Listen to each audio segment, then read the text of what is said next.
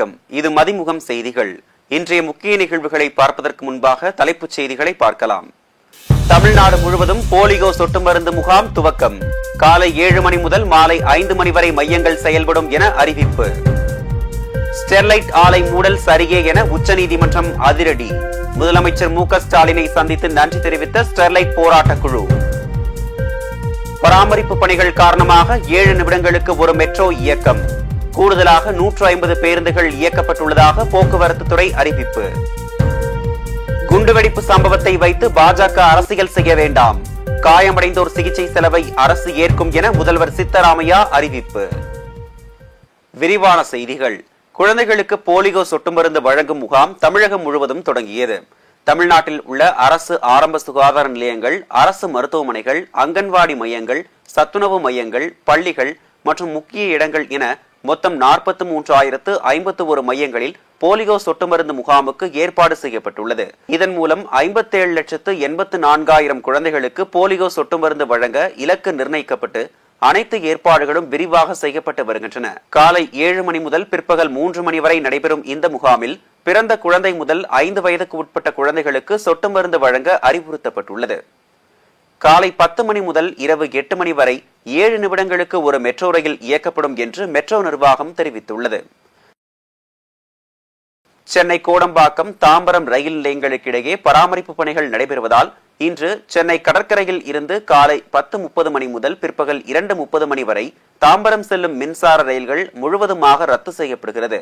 அதேபோல தாம்பரத்தில் இருந்து காலை 10:05 மணி முதல் மாலை 4:30 மணி வரை சென்னை கடற்கரை வரும் மின்சார ரயிலும் ரத்து செய்யப்படுவதாக தெற்கு ரயில்வே அறிவித்துள்ளது.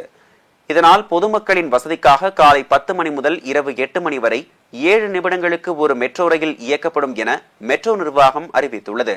அதேபோல் 44 புறநகர் ரயில்கள் ரத்து செய்யப்பட்டுள்ளதால் கூடுதலாக 150 பேருந்துகள் இயக்கப்பட்டு வருவதாக போக்குவரத்து துறை அறிவித்துள்ளது. குண்டுவெடிப்பு சம்பவத்தை வைத்து பாஜக அரசியல் செய்ய வேண்டாம் என கர்நாடக முதலமைச்சர் சித்தராமையா கேட்டுக் கொண்டுள்ளார். பெங்களூரு நகரின் ராஜாஜி நகர் பகுதியில் உள்ள ராமேஸ்வரம் கஃபே என்ற பிரபலமான உணவகத்தில் நேற்று முன்தினம் குண்டு வெடித்தது. இதில் கடை ஊழியர்கள், வாடிக்கையாளர்கள் என 9 பேர் காயமடைந்தனர். குண்டு வெடித்த வழக்கில் சந்தேகப்படும் நபர் நடந்து செல்லும் சிசிடிவி காட்சிகளை வெளியிட்ட காவல்துறையினர் இதுகுறித்து விசாரணை நடத்தி வருகின்றனர். இந்நிலையில் குண்டுவெடிப்பு சம்பவம் தொடர்பாக முதலமைச்சர் சித்தராமையா சம்பவ இடத்தில் ஆய்வு செய்தார். அப்போது செய்தியாளர்களை சந்தித்த அவர் குண்டுவெடிப்பு சம்பவத்தை வைத்து பாஜக அரசியல் செய்யக்கூடாது என கேட்டுக் கொண்டார். மங்களூரு குண்டுவெடிப்புக்கும் பெங்களூரு குண்டுவெடிப்புக்கும் எவ்வித தொடர்பும் இல்லை என அவர் தெரிவித்தார். முன்னதாக குண்டுவெடிப்பு சம்பவத்தில் பாதிக்கப்பட்டவர்களை கர்நாடக முதல்வர் சந்தித்து ஆறுதல் தெரிவித்தார். மேலும் காயமடைந்தவர்களின் மருத்துவ செலவுகளை அரசே ஏற்கும் எனவும் அறிவித்துள்ளார். மேலும் குண்டுவெடிப்பு சம்பவம் தொடர்பாக மத்திய உள்துறை அமைச்சகம் அனுப்பிய தகவலை அடுத்து தமிழகம் முழுவதும் காவல்துறை கண்காணிப்பு தீவிரப்படுத்தப்பட்டுள்ளது. தூத்துக்குடி ஸ்டெர்லைட் ஆலையை மூடுவதற்கு தமிழ்நாடு அரசு வலுவான சட்ட போராட்டம் நடத்தி வெற்றி கண்டதற்காக முதலமைச்சர் மு.க. ஸ்டாலினை சந்தித்து பூலகின் நண்பர்கள் அமைப்பு மற்றும் ஸ்டெர்லைட் போராட்டக் குழுவினர் நன்றி தெரிவித்தனர். தூத்துக்குடியில் ஸ்டெர்லைட் ஆலையை நிரந்தரமாக மூடக்கோரி நடத்தப்பட்ட போராட்டத்தின் போது நடந்த துப்பாக்கிச் சூட்டில் ஏற்பட்ட உயிரிழப்புகள், காயங்கள் குறித்தும் பொது மற்றும் தனியார் சொத்துகளுக்கு ஏற்பட்ட சேதங்கள் குறித்தும் விசாரிப்பதற்காக தமிழ்நாடு அரசால் சென்னை உயர்நீதிமன்ற ஓய்வு பெற்ற நீதியரசர் அருணா ஜெகதீசன் அவர்களின் தலைமையில் விசாரணை ஆணையம் அமைக்கப்பட்டது. மேலும் தூத்துக்குடி துப்பாக்கிச் சூட்டில் உயிரிழந்த 13 பேரின் குடும்பத்தினருக்கு கூடுதலாக தலா 5 லட்சம் ரூபாய் வீதம் மொத்தம் 65 லட்சம் ரூபாய் முதலமைச்சரின் பொது நிவாரண நிதியில் இருந்து வழங்கப்பட்டதோடு ஸ்டெர்லைட் ஆலை போராட்டத்தின் போது உயிரிழந்தவர்களின் வாரிசுதாரர்கள் மற்றும் காயமடைந்தவர்கள் 17 பேரின் கல்வி தகுதிக்கேற்ப கருணை அடிப்படையில் பணி நியமன ஆணைகளையும் முதலமைச்சர் ஸ்டாலின் வழங்கினார். மேலும் ஸ்டெர்லைட் ஆலையை நிரந்தரமாக மூடிட தமிழ்நாடு அரசு தொடர்ந்து சட்ட போராட்டம் நடத்தி வந்த நிலையில் ஸ்டெர்லைட் ஆலையை மூடியது சரியே என உச்சநீதிமன்றம் தீர்ப்பளித்துள்ளது. இந்நிலையில் தூத்துக்குடி ஸ்டெர்லைட் ஆலையை மூடுவதற்கு தமிழ்நாடு அரசு வலுவான சட்ட போராட்டம் நடத்தி வெற்றி கண்டதற்காக முதலமைச்சர் மு.க. ஸ்டாலினை சந்தித்து பூலகின் நண்பர்கள் அமைப்பு மற்றும் ஸ்டெர்லைட் போராட்டக் குழுவினர் நன்றி தெரிவித்தனர். பெரும் ஒரு மகிழ்ச்சியான செய்தியினை இன்னைக்கு உச்சநீதிமன்றம் வழங்கியிருக்கு. குறிப்பாக தமிழ்நாடு அரசு நீதிமன்ற வாதத்தில் உறுதியாக நின்றது, மக்கள் பக்கம் நின்றது, நீதி வென்றது. அந்த வகையில் தமிழ்நாடு முதலமைச்சர் அவர்களுக்கு தூத்துக்குடி ஒட்டுமொத்த மாவட்ட மக்களின் ரீதியாக நாங்கள் இன்னைக்கு நன்றியை தெரிவிச்சிருக்கோம். 27 ஆண்டுகள் 16 உயிர்கள் இவை அனைத்தையும் இழந்து சமீபத்திலே ஒரு மிகப்பெரிய வெற்றியை தூத்துக்குடி கண்டிருக்கின்றது. வரலாற்று சிறப்புமிக்க ஒரு போராட்டம், வரலாற்று சிறப்புமிக்க ஒரு வெற்றி. அதற்கு நம்முடைய அரசு, இன்றைய ஆட்சியாளர்கள் அதில் ஒரு உறுதியான நிலைப்பாடு எடுத்தாங்க. உச்சநீதிமன்ற தீர்ப்பும் உயர்நீதிமன்ற தீர்ப்பு 2020 சார்ந்த அந்த தீர்ப்பின் அடிப்படையிலே இது வெளிவந்து மக்களுக்கு மிக பெரிய ஒரு வெற்றியை தந்திருக்கின்றது. மக்களவை தேர்தல் கூட்டணி தொடர்பாக திமுகவுடன் தமிழக வாழ்வுரிமை மற்றும் மனிதநேய மக்கள் கட்சி ஒரு தொகுதி ஒதுக்கீடு செய்யுமாறு கோரிக்கை வைத்துள்ளது. தமிழ்நாட்டில் தொகுதி பங்கீடு தொடர்பாக இந்தியா கூட்டணியில் உள்ள இந்திய கம்யூனிஸ்ட், மார்க்சிஸ்ட், விசிக, மதிமுக, இந்திய யூனியன் முஸ்லீம் லீக் உள்ளிட்ட கட்சிகளுடன் திமுக பேச்சுவார்த்தை நடத்தியுள்ளது. இந்நிலையில் மக்களவை தேர்தல் தொகுதி பங்கீடு தொடர்பாக திமுக மனிதநேய மக்கள் கட்சி இடையே முதற்கட்ட பேச்சுவார்த்தை நடைபெற்றது. பேச்சுவார்த்தைக்கு பின்னர் செய்தியாளர்களை சந்தித்த மனிதநேய மக்கள் கட்சி தலைவரும் சட்டமன்ற உறுப்பினருமான ஜவாஹிருல்லா மக்களவை தேர்தலில் திமுகவிற்கு மனிதநேய மக்கள் கட்சி ஆதரவு அளிப்பதாக தெரிவித்தார். தமிழ்நாட்டை பொறுத்த வரைக்கும் திராவிட முன்னேற்ற கழகத்தினுடைய தலைவர் தளபதி மு.க. ஸ்டாலின் அவர்கள் மிக சிறப்பாக இந்த இந்தியா கூட்டணி வலுப்பெறுவதற்கு பெருமளவில் பங்காற்றியிருக்கிறார். இந்தியா முழுவதற்குமே ஒரு எடுத்துக்காட்டான ஒரு கூட்டணியை தமிழ்நாட்டில் திராவிட முன்னேற்ற கழகத்தினுடைய தலைவர் அமைத்திருக்கின்றார். எனவே வருகின்ற நாடாளுமன்ற தேர்தலில் மனிதநேய மக்கள் கட்சியை பொறுத்த வரைக்கும் இந்த நாட்டில் தற்போது ஆட்சியில் இருக்கக்கூடிய பாஜக அரசியல் சட்டத்தினுடைய விழுமியங்கள் ஒவ்வொன்றாக சிதைத்து வருகிறது. மாநிலங்களுடைய உரிமைகளையும் பறித்து வருகிறது. இந்த நிலையில் இந்தியாவை காப்பாற்ற வேண்டும் என்றால் இந்தியா கூட்டணி வெற்றி பெற வேண்டும். எனவே இந்தியா கூட்டணிக்கு ஆதரவாகவே மனிதநேய மக்கள் கட்சி செயல்படும். விரைவில் நல்ல செய்தியை தெரிவிப்போம். அதேபோல் திமுக தமிழக வாழ்வுரிமை கட்சியிடையே முதற்கட்ட பேச்சுவார்த்தை நடைபெற்றது. பேச்சுவார்த்தைக்கு பின்னர் செய்தியாளர்களை சந்தித்த அக்கட்சியின் தலைவர் வேல்முருகன் 40 தொகுதிகளில் எந்த தொகுதியை ஒதுக்கினாலும் தமிழக வாழ்வுரிமை கட்சி தேர்தலை சந்திக்க தயாராக உள்ளதாக தெரிவித்தார். நான் தமிழக வாழ்வுரிமை கட்சி நடத்துகிறேன். தமிழ்நாடு முழுவதும் தமிழக வாழ்வுரிமை கட்சி கும்மிடிப்பூண்டில் தொடங்கி கன்னியாகுமரி வரையில் தமிழ் தேசிய அரசியலை செய்கின்ற தந்தை பெரியார், பேரறிஞர் அண்ணா, கலைஞர் வழிவந்த திராவிட இயக்கத்தின் கருத்துக்களையும் சித்தாந்தங்களையும் ஏற்றுக்கொண்டு ஒரு சமூக புரிதலோடு தமிழ் தேசிய அரசியலை கையில் எடுத்து செய்கின்ற வேல்முருகனுக்கு தமிழ்நாடு முழுவதும் கட்டமைப்பு இருக்கிறது. ஆதலால் திராவிட முன்னேற்ற கழகம் தமிழ்நாட்டின் 40 பாண்டிச்சேரி உள்பட 40 தொகுதிகளில் எங்கு இருந்தாலும் நான் தேர்தலை சந்திப்பதற்கு தமிழக வாழ்வுரிமை கட்சி தயாராக இருக்கிறது. அட்டூழியங்களுக்கும் துரோகங்களுக்கும் திரிணாமுல் காங்கிரஸ் இன்னொரு பெயராகிவிட்டதாக பிரதமர் மோடி விமர்சித்துள்ளார். மேற்கு வங்கம் நாடியா மாவட்டத்தில் நடைபெற்ற பொதுக்கூட்டத்தில் கலந்து கொண்ட பிரதமர் மோடி மாநிலத்தில் 15,000 கோடி மதிப்பிலான பல்வேறு சமூக நலத்திட்டங்களை தொடங்கி வைத்தார். இதனைத் தொடர்ந்து நிகழ்ச்சியில் பேசிய பிரதமர் மோடி மேற்கு வங்க மக்களை திரிணாமுல் காங்கிரஸ் ஏமாற்றிவிட்டதாக சாடினார். கடந்த 10 ஆண்டுகளில் மாநிலத்தில் உள்ள மருத்துவக் கல்லூரிகளின் எண்ணிக்கை கிட்டத்தட்ட இரட்டிப்பாகி உள்ளதாக தெரிவித்த அவர் கடந்த சில நாட்களுக்கு முன் கல்யாணி பகுதியில் எய்ம்ஸ் மருத்துவமனை திறந்து வைக்கப்பட்டுள்ளதாக குறிப்பிட்டார். திரிணாமுல் காங்கிரஸ் கட்சி அட்டூழியங்களுக்கும் துரோகங்களுக்கும் இன்னொரு பெயராகிவிட்டதாகவும் பெண்களை வெறும் வாக்குகளுக்காக மட்டுமே பயன்படுத்தி வருவதாகவும் குற்றம் சாட்டினார். திமுக உடனான தொகுதி பங்கீடு பேச்சுவார்த்தை சுமூகமாக நடைபெற்று வருவதாக தமிழக காங்கிரஸ் தலைவர் செல்வ பெருந்தகை தெரிவித்துள்ளார். திமுக உடனான தொகுதி பங்கீடு தொடர்பாக செய்தியாளர்களுக்கு பேட்டியளித்த தமிழக காங்கிரஸ் தலைவர் செல்வ பெருந்தகை தொகுதி பங்கீட்டில் வேறுபாடு இருந்தாலும் அனைவரும் இந்தியா கூட்டணியில் தொடர்ந்து செயல்பட போவதாக தெரிவித்தார். இப்போ எங்களுக்கு அகில இந்திய தலைமை இருக்கு. அவங்க புதுடெல்லியிலிருந்து வந்து போக முடியாது. தொலைபேசியில் பேசிகிட்டு இருக்காங்க, எல்லா கால்லையும் பேசிகிட்டு இருக்காங்க. ஒன்றும் பிரச்சனை இல்லை, சுகமாக போயிருக்கு. நான் தான் சொல்ல உங்களை எல்லாம் அழைத்து போய் உங்கள் முன்னிலையில் தான் கையெழுத்துப்பட போகிறோம். முதல் வாழ்த்து உங்கள் கிட்டது தான். நீங்கள் எதிர்பார்க்குற மாதிரி நல்ல இலக்கங்கள் வரும். ஒருபோதும் இலக்கங்களை காங்கிரஸ் விட்டு கொடுக்காது, அவர்களும் விட்டு கொடுக்க மாட்டார்கள். 2 பேரும் விட்டு கொடுத்தா சுமூக முடிவு வரும் இல்லையே. அந்த விடுதலை சிறுத்தைகள் நான் கையெழுத்தாகலை, மதிமுக கையெழுத்தாக. என்ன காரணம் என்ன, ஒரு புரிந்துணர்வோடு ஒரு ஒப்பந்தத்துக்கு போகலான்னு பேசிகிட்டு இருக்காங்க. அதில் வேற ஒரு கருத்து வேறுபாடெலாம் கிடையாது. நான் இன்னும் உறுதியாக சொல்கிறேன், இந்தியா கூட்டணியில் தான் எல்லோரும் இருக்கும். அதில் எந்த மாற்று கருத்தும் கிடையாது. தொகுதிகள் எண்ணிக்கைகள் முன்ன பின்ன பேசி நாங்கள் ஒரு புரிதலோடு கையொப்பமிட போவோம். தமிழ்நாட்டை பொறுத்தவரைக்கும் திமுகவை எந்த ஒரு சக்தியாலும் அழித்துவிட முடியாது என அமைச்சர் ரகுபதி தெரிவித்துள்ளார். புதுக்கோட்டையில் செய்தியாளர்களை சந்தித்த சட்டத்துறை அமைச்சர் ரகுபதி, எதிரிகளை பலவீனமாக எடை போட மாட்டோம், ஆனால் அதே நேரத்தில் எங்களுடைய சக்தி என்ன என்பது எங்களுக்கு தெரியும் என தெரிவித்தார். அதாவது நாங்கள் எதிரிகளை பலவீனமாகவும் எடை போட மாட்டோம், ஆனால் அதே நேரத்தில் எங்களுடைய சக்தி என்ன என்பது எங்களுக்கு நன்றாக தெரியும். மாண்புமிகு தலைவர் தளபதி அவர்களுக்கும் நன்றாக தெரியும். ஒன்றை மட்டும் உறுதியாக சொல்லுகின்றோம், தமிழகத்தை பொறுத்த வரைக்கும் திராவிட முன்னேற்றக் கழகம் என்கின்ற இந்த மாபெரும் இயக்கத்தை எந்த ஒரு சக்தியாலும் அழித்துவிட முடியாது, ஒழித்துவிட முடியாது, இருக்க முடியாது என்று சொல்லிவிடுகின்ற சக்தி இந்திய அரசியலில் யாருக்கும் கிடையாது. தமிழக மக்களுடைய இதயங்களிலே இடம்பெற்றிருக்கிற கட்சிதான் தலைவர் தளபதியினுடைய திராவிட முன்னேற்றக் கழகம் என்பதை நான் ஆவின் ஐஸ்கிரீம் விலை 5 ரூபாய் வரை உயர்த்தப்பட்டிருப்பதாக ஆவின் நிறுவனம் தெரிவித்துள்ளது.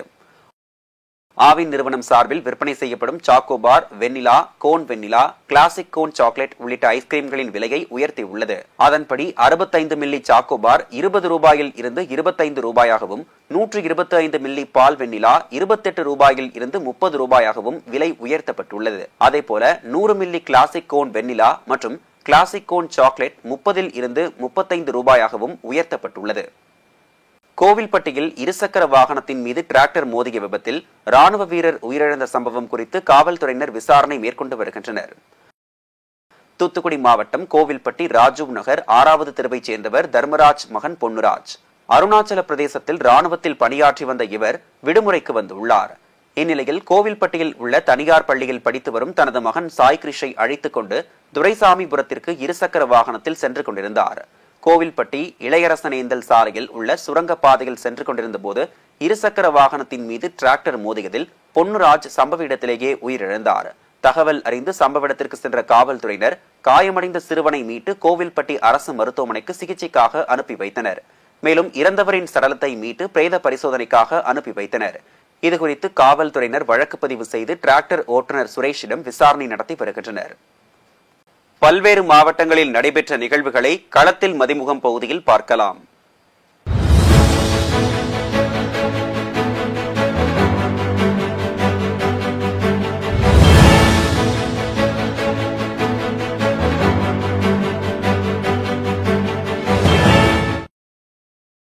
வேலூரில் ஆனைக்குளத்தம்மன் கோயிலில் மரத்தேர் திருவிழா வெகு விமர்சையாக நடைபெற்றது. வேலூர் மாவட்டம் ஆனைக்குளத்தம்மன் திருவிழாவை ஒட்டி வேலப்பாடியில் ஆனைக்குளத்தம்மன் மற்றும் படவேட்டம்மனுக்கு சிறப்பு அபிஷேகங்கள் மற்றும் பூஜைகள் செய்து தேரில் வைத்து தேரை வடம் பிடித்து இழுத்தனர். அப்போது நேர்த்திக்கடனை செலுத்தும் விதமாக உப்பு, மிளகு, பழங்கள் மற்றும் பூக்கள் ஆகியவைகளை தேரின் மீது வீசி நேர்த்திக்கடனை செலுத்தினர். இதில் ஆயிரக்கணக்கான பக்தர்கள் கலந்து கொண்டு சுவாமி தரிசனம் செய்தனர். திருவண்ணாமலை குப்பநத்தம் அணையில் இருந்து பாசனத்திற்கான நீரை மாவட்ட ஆட்சியர் பாஸ்கர பாண்டியன் திறந்து வைத்தார். திருவண்ணாமலை மாவட்டம் செங்கம் அடுத்த குப்பநத்தம் அணையில் 59 அடி நீர் நிரம்பியுள்ள நிலையில் 47 ஏரிகளில் தண்ணீரின் கொள்ளளவை நிரப்பும் பணி நடைபெற்று வருகிறது. தொடர்ந்து 25 நாட்களுக்கு 152 கன அடி வீதம் 328 மில்லியன் கன அடி தண்ணீர் திறக்கப் போவதாகவும், இதன் மூலம் 9432.76 ஏக்கர் விவசாய நிலங்கள் பாசன வசதி பெறும் எனவும் மாவட்ட ஆட்சியர் பாஸ்கர பாண்டியன் தெரிவித்துள்ளார். மேலும் விவசாயிகள் தண்ணீரை சிக்கனமாக பயன்படுத்த வேண்டும் எனவும் கேட்டுக்கொண்டார். இந்நிகழ்ச்சியில் திருவண்ணாமலை நாடாளுமன்ற உறுப்பினர் அண்ணாதுரை, செங்கம் சட்டமன்ற உறுப்பினர் கிரி, சட்டமன்ற உறுப்பினர் சரவணன் உள்ளிட்ட பலரும் கலந்து கொண்டனர். மயிலாடுதுறையில் நடைபெற்ற விமேக்ஸ் கிரிக்கெட் அகாடமி துவக்க விழாவில் சர்வதேச கிரிக்கெட் வீரர் நடராஜன், மாவட்ட காவல் கண்காணிப்பாளர் மீனா ஆகியோர் திறந்து வைத்தனர். இந்நிகழ்ச்சியில் பேசிய நடராஜன், எவ்வளவு உயரத்திற்கு சென்றாலும் தன்னடக்கத்துடன் இருக்க வேண்டும் என மாணவர்களுக்கு அறிவுரை வழங்கினார். பழனி அருள்மிகு தண்டாயுதபாணி சுவாமி திருக்கோவில் உண்டியல்கள் என்னும் பணி நடைபெற்றது. பழனி அருள்மிகு தண்டாயுதபாணி சுவாமி திருக்கோயில் உண்டியல்கள் கடந்த 29 நாட்களில் வந்த பக்தர்களின் வரவால் நிரம்பியது. இதையடுத்து உண்டியல்கள் கார்த்திகை மண்டபத்தில் வைத்து பிரித்து எண்ணப்பட்டது. இதில் பக்தர்களின் காணிக்கை வரவு 2,05,6264 ரூபாய் ரொக்கமும், 793 கிராம் தங்கமும், 11.856 கிராம் வெள்ளியும் செலுத்தியுள்ளனர். உண்டியல் எண்ணிக்கையின் போது பழனி கோவில் இணை ஆணையர் மாரிமுத்து, துணை ஆணையர் வெங்கடேஷ், உதவி ஆணையர் லட்சுமி மற்றும் அறங்காவலர்கள் பிரதிநிதிகள் பலர் பங்கேற்றனர். அரியலூர் அண்ணா சிலை அருகில் தமிழ்நாடு விளையாட்டு மேம்பாட்டு ஆணையத்தின் சார்பில் பெண் குழந்தைகள் பாதுகாப்பு குறித்த விழிப்புணர்வு மனித சங்கிலியை மாவட்ட முதன்மை கல்வி அலுவலர் விஜயலட்சுமி துவக்கி வைத்தார். மனித சங்கிலியில் பெண் குழந்தைகளை பணிக்கு அனுப்புவதை தவிர்ப்போம், ஆணுக்கு நிகராக பெண் குழந்தைகளை கருதுவோம், பெண் குழந்தைகளுக்கு கல்வி கற்பிப்போம், பெண் குழந்தைகளை பாதுகாப்போம், குழந்தை திருமணத்தை தடுப்போம் உள்ளிட்ட பல்வேறு விழிப்புணர்வு வாசகங்கள் அடங்கிய பதாகைகளை ஏந்தி பேரணியாக சென்றனர். இதில் மாவட்ட விளையாட்டு அலுவலர் லெனின் மற்றும் 200க்கும் மேற்பட்ட பள்ளி மாணவிகள், ஆசிரியர்கள் என ஏராளமானோர் கலந்து கொண்டனர். வேலூர் மாவட்டம் குடியாத்தம் மற்றும் சுற்றுவட்டார பகுதிகளில் 5 வயதுக்கு முன்னதாக ஆதார் எண் பிடித்த குழந்தைகளுக்கு ரேஷன் பொருட்கள் வழங்கும் போது இடையூறு ஏற்பட்டதாக கூறப்படுகிறது. இதனால் ரேஷன் கடை ஊழியர்கள் தங்களின் குழந்தைகளின் ஆதார் எண்ணில் கைரேகையை மீண்டும் பதிவிறக்கம் செய்தால் மட்டுமே ரேஷன் பொருட்கள் வழங்கப்படும் என்று தெரிவித்துள்ளனர். இதனால் குடியாத்தம் தலைமை தபால் நிலையத்தில் தினந்தோறும் நாள் ஒன்றுக்கு 300க்கும் மேற்பட்ட பொதுமக்கள் வந்து கூடியதால் அப்பகுதியில் பெரும் பரபரப்பு நிலவியது. மாசி மகத்தை முன்னிட்டு அரியலூரில் நடைபெற்ற ஜல்லிக்கட்டு போட்டியில் 500க்கும் மேற்பட்ட காளைகள் பங்கேற்று பரிசுகளை தட்டிச் சென்றன. அரியலூர் மாவட்டம் திருமானூரில் மாசி மகத்தை முன்னிட்டு ஜல்லிக்கட்டு போட்டி நடைபெற்றது.